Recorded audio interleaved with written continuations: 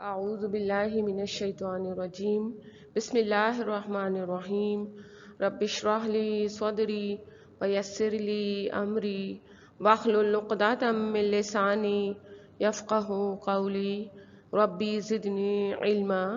अस्सलामु अलैकुम व रहमतुल्लाहि व बरकातुहू। आगाज़ करते हैं हम अल्लाह ताला के पाक नाम से। और हमारा जो मज़मून चल रहा है, जो हमारा एक सिलसिला चल रहा है, वो सीरतुन नबी सल्लल्लाहु अलैहि वसल्लम, ये हमारा मज़मून है। ठीक है, और ये हमारा चैप्टर भी है। और ये नबी अकरम सल्लल्लाहु अलैहि वसल्लम की हयात तैयबा के बारे में। अगर हम रसूल अकरम सल्लल्लाहु अलैहि वसल्लम की हयात तैयबा के मौज़ूआत पर बात करें तो हमें बहुत महीने भी लग सकते हैं, कई साल भी लग सकते हैं, लेकिन यहाँ आपके सामने मुख्तसर तौर पर नबी अकरम सल्लल्लाहु अलैहि वसल्लम की सीरत के बारे में वाक़यात बताए जा रहे हैं। तो लास्ट टाइम जो हमने नबी अकरम सल्लल्लाहु अलैहि वसल्लम का दौर पढ़ा था, उस दौर के बारे में आपको तफसील से बताया जा चुका है। ये हमारे 2 टॉपिक पर मुश्तमिल था। चलिए हम आगाज़ करते हैं नबी अकरम सल्लल्लाहु अलैहि वसल्लम पर दुरूद से। आप सल्लल्लाहु अलैहि वसल्लम पर दुरूद जो भेजा जाता है वो अल्लाह के यहाँ ज़रूर कबूल होता है। चलिए, आऊज़ु बिल्लाहि मिनश शैतानिर रजीम बिस्मिल्लाहिर रहमानिर रहीम। अल्लाहुम्मा सल्लि अला मुहम्मदिन व अला आलि मुहम्मदिन कमा सल्लैता अला इब्राहीम व अला आलि इब्राहीम इन्नका हमीदुम मजीद। अल्लाहुम्मा बारिक अला मुहम्मदिन व अला आलि मुहम्मदिन कमा बारकता अला इब्राहीम व अला आलि इब्राहीम इन्नका हमीदुम मजीद। नबी अकरम सल्लल्लाहु अलैहि वसल्लम की जो मदनी ज़िंदगी है, यानी रसूल अकरम सल्लल्लाहु अलैहि वसल्लम ने मदीने में जो अपनी ज़िंदगी का अरसा गुजारा, वो 10 साल का अरसा है। आप सल्लल्लाहु अलैहि वसल्लम की मक्की ज़िंदगी निहायत ही मुश्किलात में गुज़री।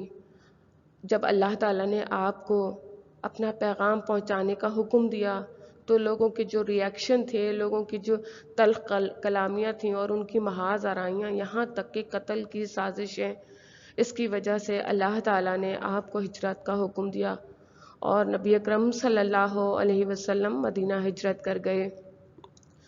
मदीना हिजरत से पहले जैसा कि आपको बताया गया था कि अल्लाह के रसूल सल्लल्लाहु अलैहि वसल्लम ने मस्जिद कुबा तामीर फरमाई, जो कुबा नाम की बस्ती में बनाई गई।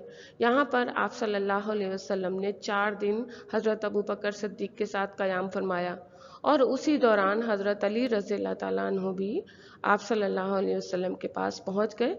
इस तरह आप तीनों शख्सियात मदीने की तरफ रवाना हुई। रसूल अकरम सल्लल्लाहु अलैहि वसल्लम की ये हिजरत, ये मुबारक हिजरत दरअसल है क्या? तो चलें देखते हैं ये हिजरत मदीना क्या है जो आप सल्लल्लाहु अलैहि वसल्लम ने मदीने में हिजरत फरमाई। देखें, ये अल्लाह ही के हुक्म से हिजरत हुई और इसको समझना बहुत ज़रूरी है कि हिजरत दरअसल क्या है, हिजरत किसे कहते हैं।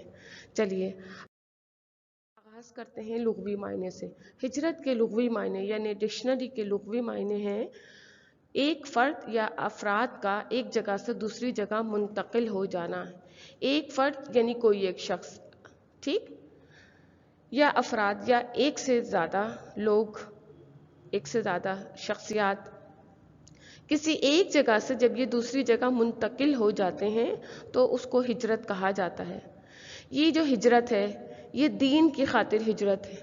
इसीलिए इस इस्तिलाही मायने में हम देख लेते हैं दीन की खातिर हिजरत होती क्या है। जब एक मकाम पर अफराद को मजहबी फ़राइज़ अंजाम देने से रोका जाए तो उनके लिए लाजिम है कि वो किसी ऐसे मकाम की तरफ हिजरत कर जाएं जहां वो अपने मजहबी फ़राइज़ आराम व सुकून के साथ अंजाम दे सकें। ठीक है, बिल्कुल क्लियर इसके मायने हैं। लेकिन यहाँ पर जो हिजरत का मफ़हूम है उसका लिंक हम नबी अकरम सल्लल्लाहु अलैहि वसल्लम और सहाबा कराम से जोड़ते हुए करेंगे। ठीक है, देखें अब ये क्या है, जब एक मकाम, ये कौन सा मकाम था? मक्के का मकाम, मक्का शहर का मकाम, जहाँ पर आप सल्लल्लाहु अलैहि वसल्लम ने अपना बचपन और जवानी गुजारी। وہاں پر اللہ تعالیٰ نے آپ کو نبوت سے سرفرازی عطا فرمائی اور بہت سے فرائض کے انجام دہی کا بھی حکم دیا، جس میں نماز سر فہرست ہے۔ تو یہ مذہبی فرائض تھے جو آپ صلی اللہ علیہ وسلم کو پورے کرنے تھے، اللہ کے دین کا پیغام لوگوں تک پہنچانا تھا۔ نبی اکرم صلی اللہ علیہ وسلم 13 سال تک لوگوں کو اللہ کے دین کا پیغام پہنچاتے رہے، لیکن انہوں نے اللہ کا پیغام قبول کرنے کے بجائے بلکہ اس سے کیا کیا؟ روکا۔ نہ صرف روکا بلکہ بہت ساری مشکلات پیدا کی، راستے میں رکاوٹیں پیدا کی۔ ہر گھر میں کوئی نہ کوئی شخص مسلمان ہوا تو ان کے گھر والے ان کے دشمن ہو گئے۔ فرائض کے انجام دہی میں مین چیز کیا تھی؟ نماز۔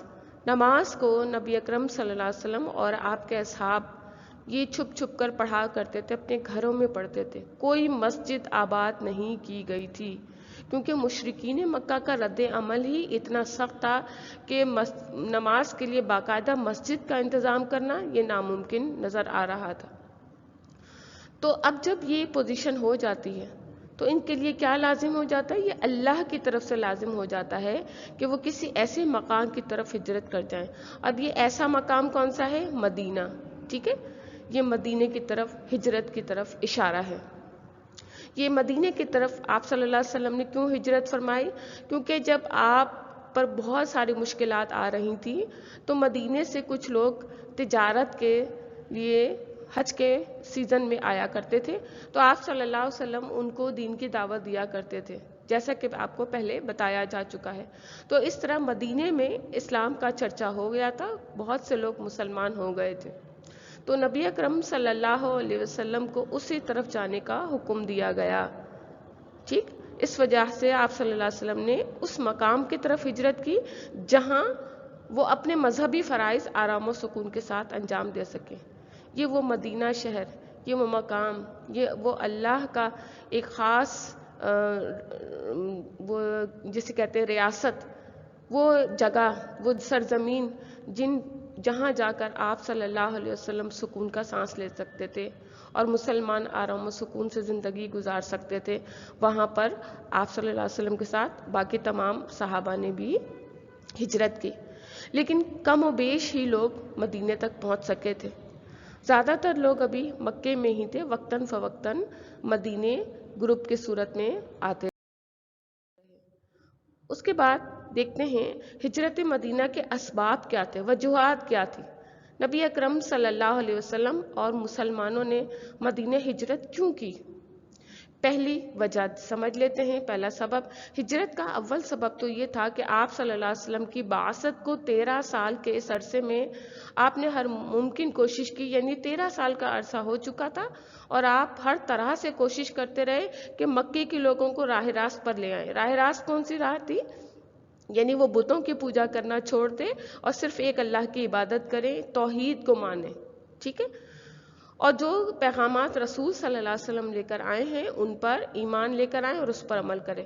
اس طویل مدت میں دیکھیں گے 13 سال کا عرصہ بہت طویل مدت ہوتی ہے، اس میں بہت کم لوگوں نے اسلام قبول کیا، بہت کم لوگ۔ اگر کسی فیملی میں 10-12 ممبرز ہیں تو اس میں سے کوئی ایک اسلام لے کر آیا، ٹھیک ہے؟ زیادہ تر کون تھے؟ کافر تھے، بتوں کی پوجا کرنے والے مشرک تھے۔ دوسرا سبب، اللہ کے دین کو آزادی اور وسعت کے ساتھ پھیلانے کے لیے کسی پرامن مقام کی ضرورت تھی۔ مکے میں رہتے ہوئے مسلمانوں کو نہ تو اپنی مذہبی آزادی حاصل تھی اور نہ ہی دین کو پھیلانے کا موقع مل رہا تھا۔ تو اس کے لیے کس چیز کی ضرورت تھی؟ کہ کسی پرامن، یعنی جہاں سکون سے رہ کر دین کا پیغام پہنچا سکیں، ٹھیک ہے؟ وہاں پر ضرورت تھی، لہٰذا مدینہ یہ بہترین مقام تھا جہاں پر دین کو پھیلانے میں آسانی پیدا ہو سکتی تھی۔ چونکہ مدینہ میں اسلام کے شیدائیوں کی ایک پشت پناہ جماعت پیدا ہو چکی تھی۔ شیدائی کسے کہتے ہیں؟ محبت کرنے والوں کو۔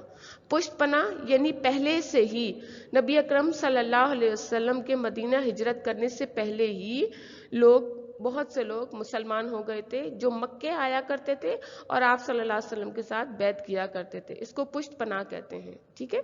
جو آپ کو پناہ دینے کے لیے بھی تیار تھے اور وہ چاہتے تھے کہ آپ ان کے شہر میں آ جائیں۔ مدینے میں ایک بڑی جماعت پیدا ہو چکی تھی اور جو اپنی جان تک اسلام پر نثار کرنے کے لیے تیار تھی۔ یہ اسی جماعت کی بات ہو رہی ہے جو وقتاً فوقتاً ایمان لاتے رہے اور مسلمان ہوتے رہے، جو آپ کی حفاظت کے لیے موجود تھے۔ پھر دیکھیں تیسری کیا ہے، مدینے میں اسلام پھیلانے کی زیادہ گنجائش تھی۔ آپ صلی اللہ علیہ وسلم کے مدینے پہنچنے سے پہلے وہاں اسلام پھیل چکا تھا اور کافی تعداد میں لوگ مسلمان ہو گئے تھے، اور مدینے میں کوئی ایسی جماعت نہ تھی جو مسلمانوں پر ظلم کرے، جبکہ مکے میں اہل قریش مسلمانوں پر ظلم کرتے تھے۔ دیکھیں کتنی اہم بات، مدینے اور مکے کا کمپیریزن یہاں کیا گیا ہے۔ مدینہ ایک بہترین ریاست تھا اور اس میں بہت سارے قبائل آباد تھے۔ جب آپ صلی اللہ علیہ وسلم مدینہ پہنچے وہاں پہلے سے ہی اسلام پھیل چکا تھا، لوگ ایمان لا چکے تھے اور میجورٹی مسلمان ہو گئے تھے، اور وہاں پر آپ صلی اللہ علیہ وسلم اور صحابہ کرام کے لیے کوئی ایسی جماعت نہیں تھی، کوئی ایسے لوگ نہیں تھے جو مسلمانوں پر ظلم و زیادتی کر سکے، جبکہ مکے میں کیا تھا، مسلمانوں کا رہنا مشکل کر دیا تھا۔ لہٰذا اسی وجہ سے مسلمانوں نے اور نبی اکرم صلی اللہ علیہ وسلم نے مدینے ہجرت کی۔ اب دیکھ لیتے ہیں چوتھی وجہ کیا تھی۔ آپ صلی اللہ علیہ وسلم کا فرض چند انسانوں کو راہ راست پر لانے سے ختم نہیں ہو جاتا تھا، بلکہ سارے عالم کو خدائے واحد کے سامنے جھکانا اور خانہ کعبہ کو بتوں کی آرائش سے پاک کرنا تھا۔ اس فرض کو پورا کرنے کے لیے مکے سے ہجرت کرنا ضروری ہو گیا تھا۔ دیکھیں نبی اکرم صلی اللہ علیہ وسلم کا جو فرض تھا وہ کیا تھا، پوری دنیا تک اسلام پھیلانا۔ اسی لیے اللہ تعالیٰ نے آپ صلی اللہ علیہ وسلم کو رحمت للعالمین بنا کر بھیجا، کیونکہ آپ صلی اللہ علیہ وسلم تمام جہان والوں کے لیے رحمت ہے۔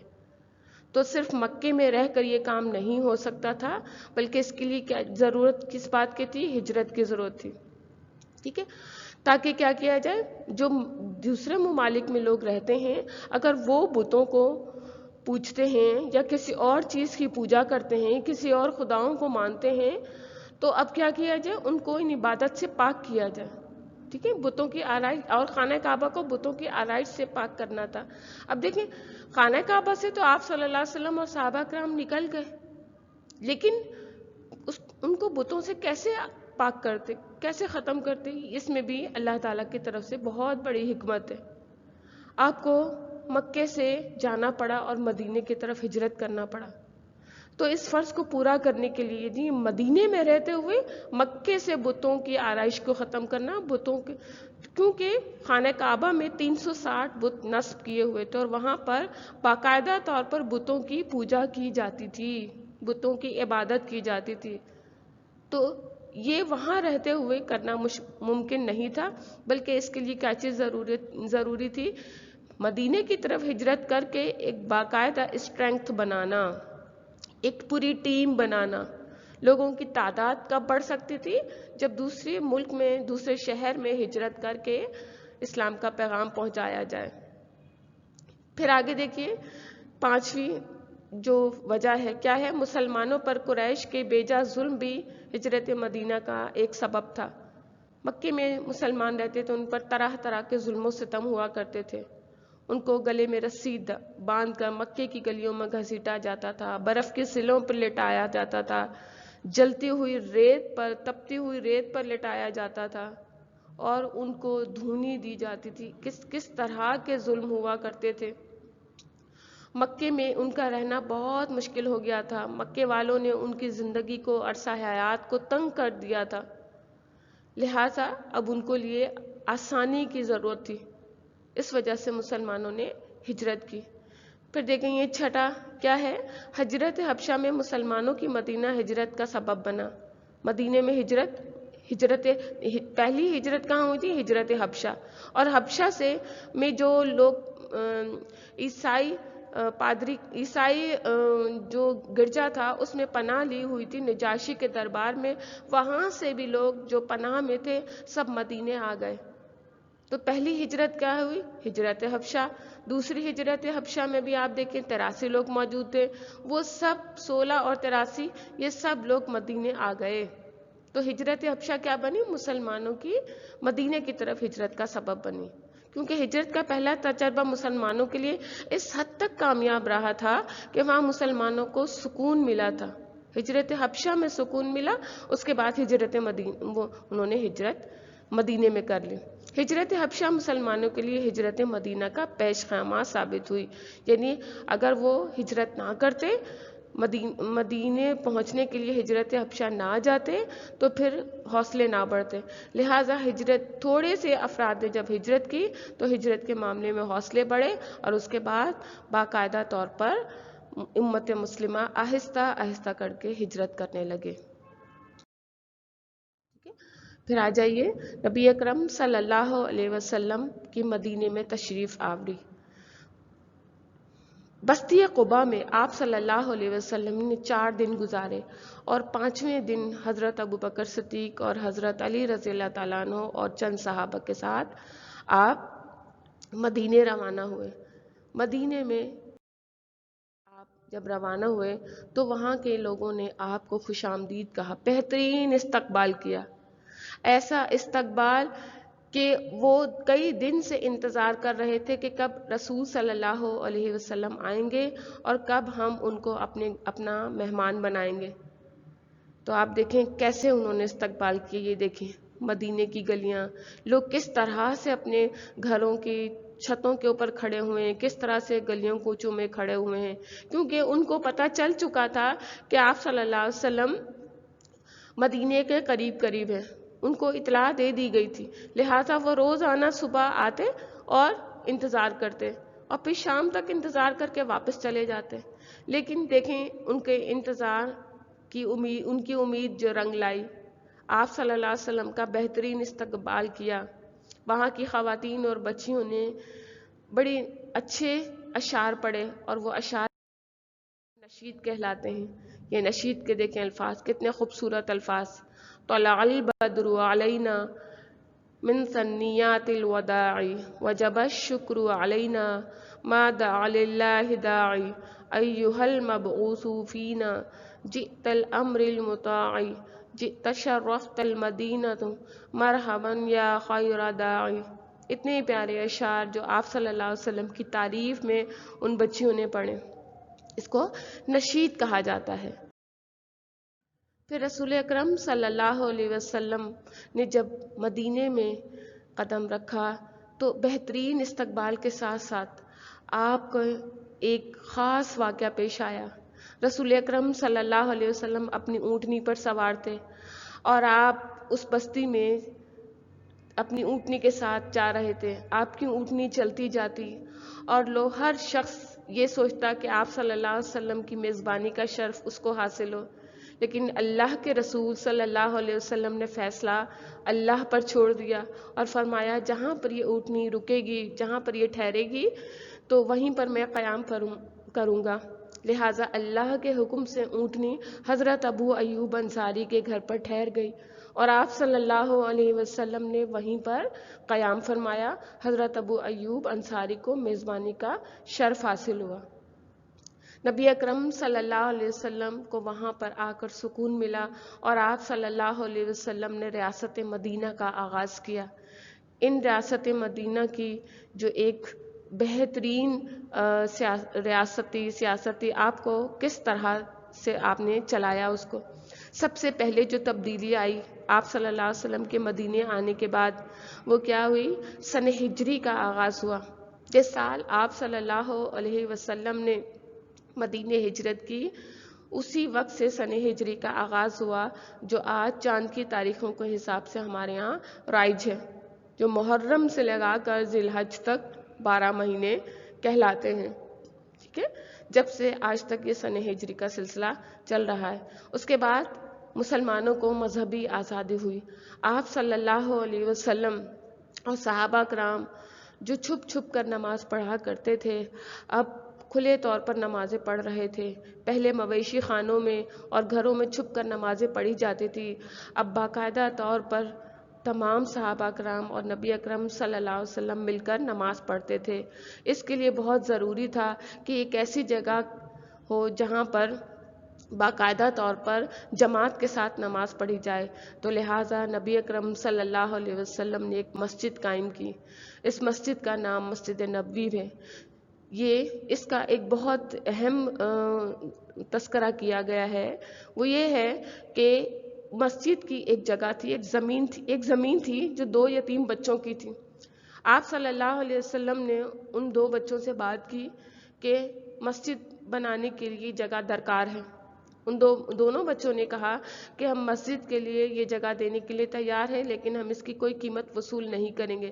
لیکن نبی اکرم صلی اللہ علیہ وسلم نے اس کی قیمت دی.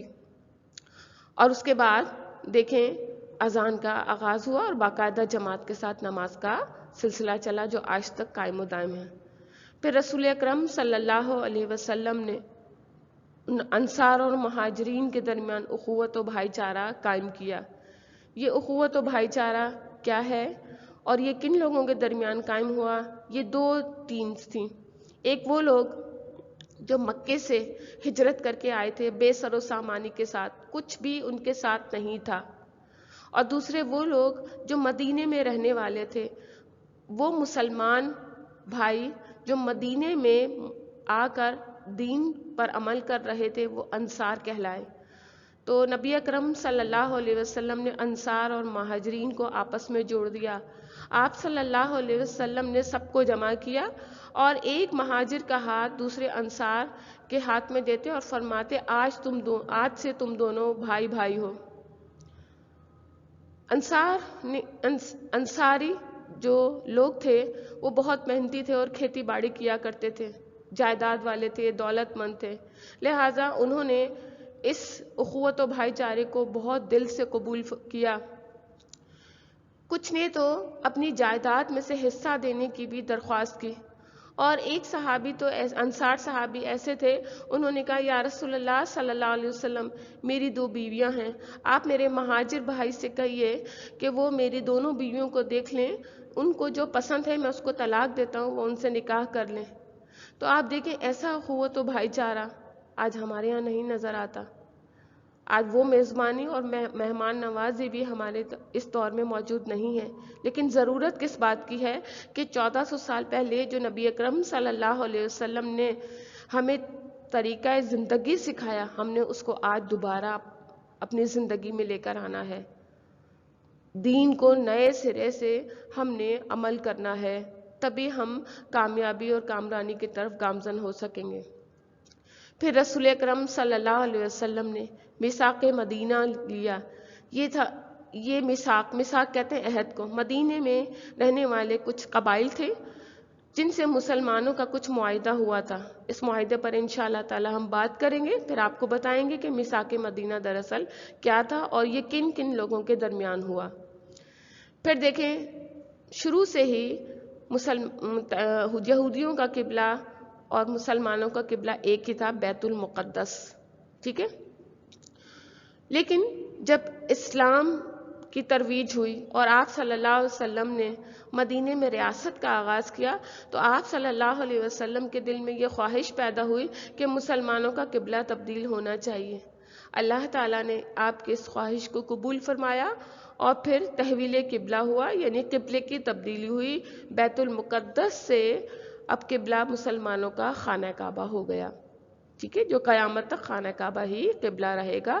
اسی کی طرف رک کر کے مسلمان نماز پڑھتے تھے اور پڑھتے ہیں اور آئندہ بھی پڑھتے رہیں گے انشاءاللہ تعالی. پھر دیکھیں اسلام کو عروج حاصل ہوا. مکے میں رہتے ہوئے اسلام غالب نہیں تھا، اسلام بہت کمزور تھا. طاقتور لوگ اس میں موجود نہیں تھے جو اسلام کو پروان چڑھاتے. لیکن جب آپ صلی اللہ علیہ وسلم مدینے میں آئے تو اسلام کو طاقت ملی. امیر قریب لوگ، لیڈرشپ والے لوگ، بڑے عہدیدار لوگ اسلام میں داخل ہوئے اور مسلمان ہوئے اور انہوں نے اسلام کو پروان چڑھایا اور اسلام کو حضرت عمر جیسے بہادر شخصیات سے اسلام کو مضبوطی ملی. تو دیکھیں جس دن حضرت عمر اسلام لے کر آئے اس دن اسلام کو جو مضبوطی ملی اس سے پہلے کسی اور وقت میں نہیں ملی. پھر آپ دیکھیں جو قوت مسلمانوں کو مکے میں رہتے ہوئے حاصل تھی، اب وہ کس میں تبدیل ہو گئی؟ اجتماعیت میں تبدیل ہو گئی۔ جب اجتماعیت آ جاتی ہے کسی کام کرنے میں، کسی ٹیم ورک میں، تو اب کیا ہوتا ہے؟ اسلام کو مضبوطی حاصل ہوتی ہے، دین کو مضبوطی حاصل ہوتی ہے۔ لہٰذا جیسے جیسے لوگ مسلمان ہوتے چلے گئے، آپ صلی اللہ علیہ وسلم پر ایمان لاتے چلے گئے، لوگوں کی تعداد بڑھتی چلی گئی، اجتماعیت پیدا ہوتی گئی اور اسلام کو قوت حاصل ہوتی رہی، یکے بعد دیگرے لوگ مسلمان ہوتے رہے۔ پھر جس دین کا آغاز حضرت آدم علیہ السلام نے کیا تھا، اور جو دین مکے میں رہتے ہوئے کمزور تھا، اب وہ تکمیل کی طرف جا رہا تھا، اب اس کو مکمل ہونا تھا۔ لہٰذا نبی اکرم صلی اللہ علیہ وسلم کے دین کی تکمیل مدینے میں آ کر ہوئی، اور باقاعدہ طور پر ایک مسلم ریاست قائم کی گئی، جس میں قرآن و سنت کے مطابق احکامات جاری کیے جاتے تھے، اور نبی اکرم صلی اللہ علیہ وسلم اس کے مطابق عمل بھی کیا کرتے تھے۔ اور نبی اکرم صلی اللہ علیہ وسلم کی جو لیڈرشپ تھی وہ بہترین لیڈرشپ تھی، چاہے وہ کسی بھی لیول پر ہو۔ آپ صلی اللہ علیہ وسلم نے زکوٰۃ کا باقاعدہ نظام قائم کیا، اور اگر کوئی مجرم ہوتا تھا، جرم کرتا تھا، تو اس کو سزائیں بھی دی جاتی تھی۔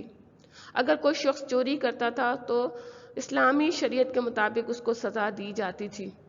ایسا نہیں تھا کہ اگر امیر شخص چوری کر رہا ہے تو اس کو چھوڑ دیا جائے، اور غریب چوری کر رہا ہے تو اس کو سزا دی جائے۔ اسلامی جو سزائیں تھیں وہ سب پر امپلیمنٹ ہوتی تھی، چاہے وہ مسلمان کسی بھی درجے کا ہو، کلاس کا لیول نہیں ہوتا، اسٹینڈرڈ کا لیول نہیں ہوا کرتا تھا۔ پھر نبی اکرم صلی اللہ علیہ وآلہ وسلم نے مسجد کی تعمیر فرمائی۔ یہ دیکھیں وہ 2 یتیم بچے جن سے زمین کا وہ حصہ معاوضے کے ساتھ لیا گیا، آپ صلی اللہ علیہ وسلم نے مسجد کی تعمیر میں بنفس نفیس خود حصہ لیا۔ آپ صلی اللہ علیہ وسلم صحابہ کرام کے ساتھ خود مسجد کی تعمیر کیا کرتے تھے۔ جب آپ صلی اللہ علیہ وسلم پتھر اٹھا کر لے جاتے تھے تو صحابہ کرام کہتے تھے یا رسول اللہ صلی اللہ علیہ وسلم آپ آرام کیجئے، تو نبی اکرم صلی اللہ علیہ وسلم فرماتے کہ مجھے اچھا نہیں لگتا کہ تم کام کرو اور میں آرام کروں۔ لہٰذا اس مسجد کی تعمیر میں خود نبی اکرم صلی اللہ علیہ وسلم کی اپنے ہاتھ کی محنت بھی شامل ہے، جو آج دیکھیں اس کامیابی کے ساتھ ہمارے سامنے موجود ہے۔ یہ دیکھیں یہ قدیم مسجد نبوی کی تصویر آپ کے سامنے موجود ہے، اور یہ آج کے دور میں مسجد نبوی کا نقشہ آپ پورا دیکھ رہے ہیں۔ یہ کامیاب مسجد تھی جو مدینے میں سب سے پہلی مسجد تعمیر ہوئی۔ اس میں باقاعدہ مسلمان نماز پڑھتے تھے، اور نبی اکرم صلی اللہ علیہ وسلم نے جب اس مسجد کی تعمیر کی اور یہ تعمیر مکمل ہو گئی تو حضرت بلال حبشی رضی اللہ تعالیٰ عنہ کو حکم دیا کہ وہ اس میں اذان دیں، تو حضرت بلال نے مسجد نبوی میں اذان دی۔ اس طرح وہ اسلام کے پہلے مؤذن کہلائے، اور اس کے بعد باقاعدہ سب نے جماعت کے ساتھ نماز پڑھی، اور یہ سلسلہ جب سے آغاز اس کا ہوا اور آج تک یہ الحمدللہ قائم ہے۔ پھر دیکھ لیتے ہیں مدینے کی آبادی کن کن لوگوں پر مشتمل تھی۔ مدینے میں عرب کے 2 قبائل تھے، ٹھیک ہے؟ یہ عرب کے قبائل ایک یہودی قبائل تھے اور دوسرے عرب قبائل تھے۔ یہ 2 قومیں آباد تھیں۔ یہ 2 قومیں کس طرح سے تھے اور ان کی کیا کیٹیگریز تھی، انشاءاللہ اس پہ بات کریں گے۔ اور تیسری جو قوم تھی وہ مسلمان قوم آباد تھی، ٹھیک ہے؟ اس مسلمان قوم میں ایک انصار ساتھی تھے۔ جو انصار تھے وہ مدینے میں رہنے والے تھے، اور جب مکے سے ہجرت کر کے آئے تھے وہ مہاجرین تھے، ٹھیک ہے؟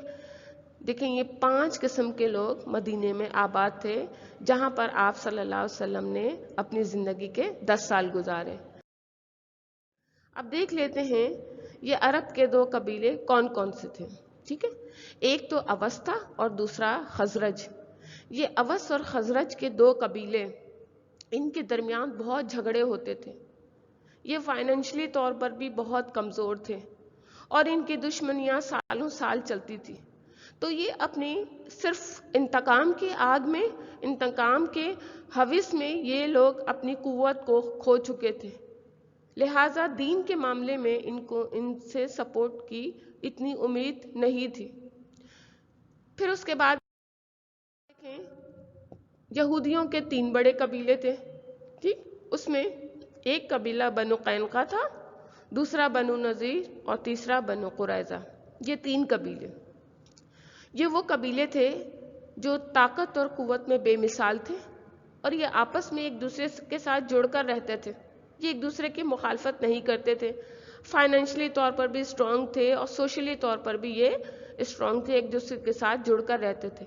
لیکن نبی اکرم صلی اللہ علیہ وسلم کو یہ خدشہ تھا کہ کہیں قریش مکہ کے لوگ ان کے ساتھ مل نہ جائیں، اور ایسا نہ ہو کہ مدینے میں رہتے ہوئے قریش کی مخالفت کے ساتھ ساتھ یہودیوں کے ان قبیلوں کی بھی مخالفت کو فیس کرنا پڑے۔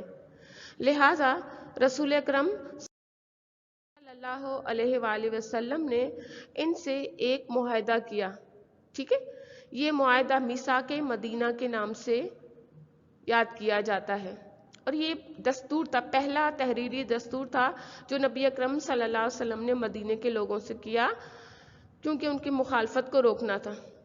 اس میں پہلی کیا تھی، جو دفاع تھی، ان کو شرائط کہا جاتا ہے۔ معاہدے پر دستخط کرنے والے عوامل مل کر ایک قوم تصور کیے جائیں گے، ٹھیک، یہ سب کے لیے تھا، اور خاص طور پہ یہ معاہدہ جو تھا مسلمانوں اور یہودیوں کے درمیان تھا، تو سب نے اس پر دستخط کیے۔ نمبر 2، خون بہا اور فدیے کا طریقہ جو پہلے سے چلا آ رہا ہے وہ اب بھی قائم رہے گا، ٹھیک، خون بہا یعنی کسی کا قتل، اور اگر قتل کر دیا، قتل کے بدلے کیا تھا، قتل تھا، اسلام کی بھی یہی ریپلیسمنٹ ہے، اسلام میں بھی یہی حکم دیا گیا، قصاص، جس کو قصاص کہا جاتا ہے، اور بعض مذاہب میں بعض لوگوں میں اس کا خون بہا کچھ اور تھا، اور فدیہ بھی تھا۔ فدیہ کیا تھا، اگر کوئی خون بہا نہیں دے سکتا تو اپنی مرضی کے مطابق وہ آپس کی دونوں پارٹیاں مل کر فدیہ طے کر لیں، تو ان کی قوم میں یا ان کے مذہب یا ان کے قبیلے میں جو فدیے کا طریقہ رائج تھا تو وہ آپ صلی اللہ علیہ وسلم نے اس کو برقرار رکھا، اس میں کوئی چینجنگ نہیں کی۔ پھر آپ دیکھیں نمبر 3، مسلمان اور یہودی ایک دوسرے کے مقابلے میں ایک سیاسی وحدت ہوں گے۔ سیاسی وحدت کسے کہتے ہیں، ایک ہونا، سیاسی یعنی سیاسی لیول پر یہ ایک ہی پلیٹ فارم پر ہوں گے، چونکہ ایک شہر میں رہتے ہیں، لہٰذا اگر کوئی پریشانی یا مشکل آئے گی تو یہ مل جل کر اس کا مقابلہ کریں گے، ٹھیک۔ نمبر 4، فریقین کو مذہبی آزادی حاصل ہوگی۔ فریقین کون سے فریقین، یہودی، ٹھیک، اور دوسرے مسلمان، ان دونوں کا الگ الگ مذہب تھا۔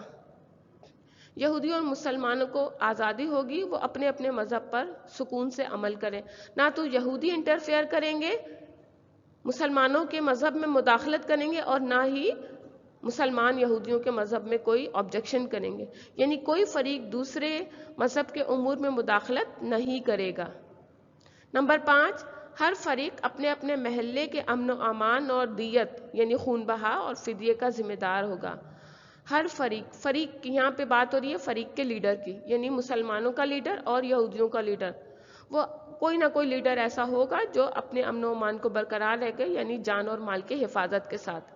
جان بوجھ کر ناحق قتل کرنے والے سے قصاص لیا جائے گا، یعنی کسی نے کسی کا قتل کر دیا، اب اس سے قصاص لیا جائے گا، یا تو قتل کے بدلے قتل ہوگا یا پھر فدیہ دیا جائے گا۔ البتہ مقتول کے وارث راضی ہوں تو خون بہا ادا کرنا ہوگا۔ ہر فرد اپنے جرم کا خود ذمہ دار ہوگا، اس کا حلیف ذمہ دار نہیں ہوگا، یعنی جس نے جس کو قتل کیا ہے وہ اپنی اس کا ریپلیسمنٹ خود دے گا، کوئی کسی کا بدلہ نہیں دے گا۔ پھر آپ دیکھیں اگر ٹھیک ہے، یہ نمبر 7، کوئی ظالم یا مجرم اس معاہدے کی آڑ نہیں لے گا، ٹھیک ہے، یعنی کوئی ظالم یعنی جس نے ظلم کیا یا جرم کیا یہ فائدہ نہیں اٹھائے گا کہ ہمیں معاف کر دیا جائے، یعنی اسٹینڈرڈ لیول پر ان کو معاف نہیں کیا جائے گا، جو ان کے مذہب کی جو ان کی چلی آ رہی ہیں، ان کے سلسلے چلے آ رہے ہیں اسی کے مطابق وہ زندگی گزارے گا۔ اگر کوئی اس معاہدے کی پاسداری کرتا ہے تو کیا ہوگا، اس سے اس کو ہی فائدہ ہوگا، اگر یہود یا مسلمانوں کی کسی تیسرے فریق سے جنگ پیش آئے تو معاہدہ فریق اس کی مدد کرے گا۔ دیکھیں اب یہاں بہت اہم جو مین پوائنٹ ہے وہ آخر میں ہے، یہود یا مسلمانوں کی کسی تیسری فریق۔